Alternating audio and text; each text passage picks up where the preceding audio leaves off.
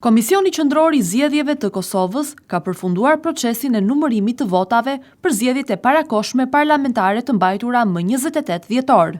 Zyra për informime KQZ-s njoftoi se në orët e para të së premtes është mbyllur numërimi i flet votimeve të fundit të ardhura me post nga diaspora, duke shënuar kështu përfundimin e plotë të procesit të numërimit. Me mbylljen e këtij procesi, KQZ-ja i hap rrugë shpalljes së rezultateve përfundimtare dhe më pas certifikimit të tyre.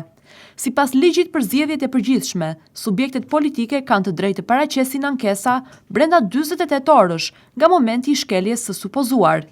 Deri tani KQZ-ja ka konfirmuar se është paraqitur vetëm një ankesë nga Partia Demokratike e Kosovës. Ndërkohë, rezultatet e përditësuara tregojnë se lëvizja Vetëvendosje ka dalë fituese zgjedhjeve, duke siguruar shumicën e votave dhe ulseve në kuvend.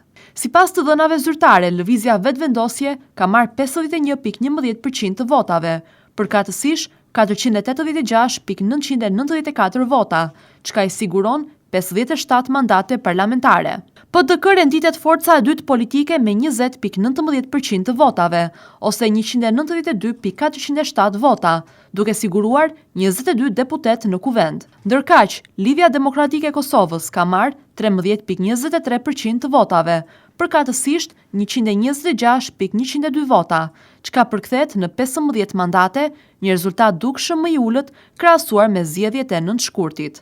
Aleanca për Ardhmërinë e Kosovës, e udhëhequr nga Ramush Haradinaj, do të përfaqësohet me 6 deputet, pas sigurimit të 5.50% të votave, ose 52.370 vota.